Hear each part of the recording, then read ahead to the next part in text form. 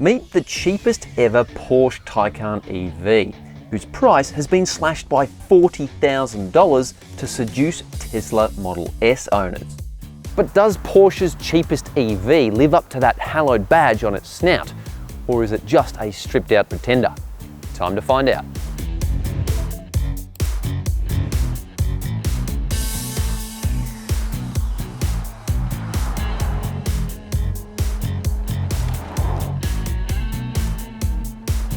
Before we get into the nitty-gritty, consider just how successful the Taycan has been for Porsche. Aside from its SUVs, it's outsold every other Porsche car out there. So, it's not surprising the Taycan EV lineup is being expanded to meet growing demand, with this new model simply dubbed Taycan.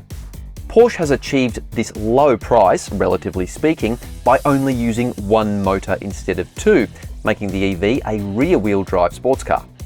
But even at this price, it still looks pretty schmick, I reckon. 19-inch alloy wheels are standard, so are LED lights front and rear, and it's got those trademark Porsche curves all wrapped up in a progressive design. The single E-motor generates enough gristle to accelerate the car from 0 to 100 kilometers an hour in 5.4 seconds, which is so-so for an EV. Kia's EV6 is faster, for example.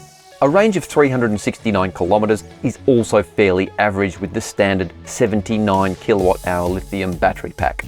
You can upgrade to a 93 kilowatt-hour battery pack that boosts range to 434 kilometers, but you'll pay an extra $12,000 for it.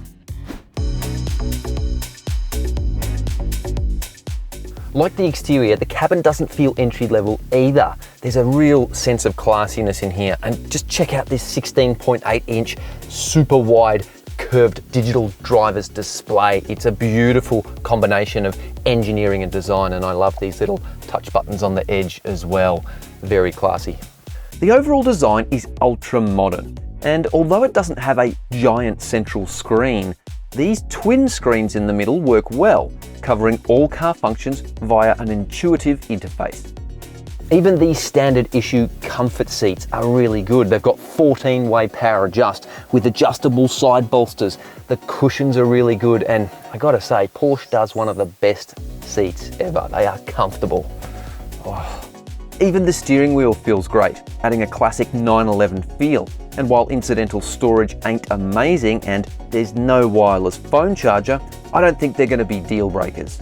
Indeed, sitting in this car and experiencing the quality fit and finish, the attention to detail, and the comfort levels will be enough for some buyers to take the plunge. Back seat room is pretty good, even with this optional glass roof. I've got decent headroom, leg room is pretty good, but most impressively, these seats are beautifully contoured. You sink right back into them, and again, Porsche does a great job with seats. Amenity is good too, with twin USB-C ports, a flip-down armrest with high-quality cup holders, and rear air vents. If this were a 911, there'd be an engine under here. The Taycan delivers a lot more practicality than its sports car cousin. And as you can see, there's a sizable boot in here that will easily swallow plenty of luggage or loads of shopping. There's extra storage up front too, but you're probably not going to get much more than a bag or two in there. Another neat feature is never having to visit a petrol station again. Just plug it in, and the Taycan's advanced electrical architecture can leverage 350 kilowatt ultra-fast chargers, capable of charging the battery from 5 to 80% in just 22 minutes. So far so good, but can Porsche's base grade EV cut the mustard in a dynamic sense? Cue the compelling music, maestro.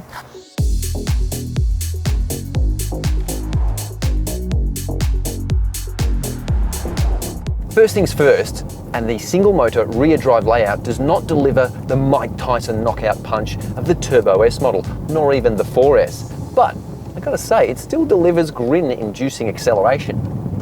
The 2-speed gearbox is unusual for an EV, but I quite like the way it builds up steam early and then shifts into second gear at slightly higher speeds. And despite the torque figure reading like something from a V6 Camry, the Porsche accelerates like a sports car. And there's no let up as the speed rises to triple digits either. At half throttle, the way the power flows to the rear wheels is smooth and measured, which makes this a consummate cruiser and commuter, which is very important for a lot of buyers. Tip it into a corner and the El Cheapo Taycan feels live and responsive. The front end has plenty of bite and it generates reasonable mid-corner grip thanks to its cleverly calibrated aluminium double wishbone front axle. Fixed springs and adaptive dampers work well to keep a flat attitude through corners, with the tyres giving up way before the suspension does.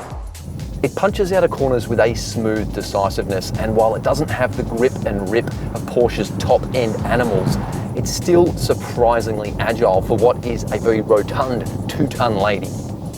And because the battery pack is positioned along the base of the car, it has the lowest centre of gravity of any Porsche road car. As far as I'm concerned, the Taycan is arguably the best handling mainstream electric car on the market today.